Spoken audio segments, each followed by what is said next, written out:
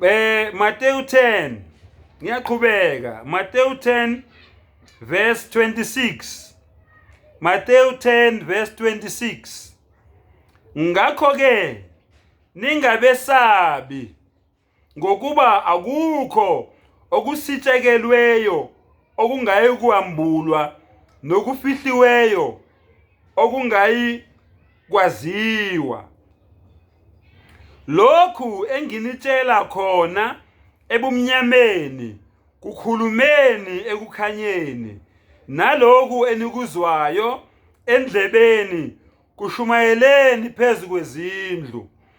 Ningabesabi ababulala umzimba bengenamandla okubulala umphefumulo, kepha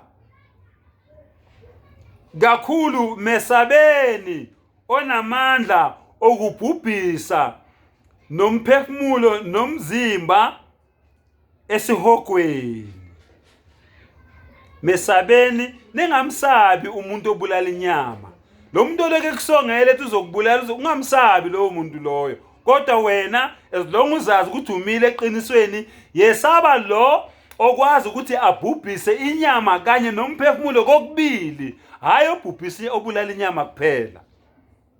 Amazwi bafowethu seninika. Niyasisongela nenzani kulungile bafowethu, kodwa sisaba lo obulala ini umphefumulo. Ngiyabonga.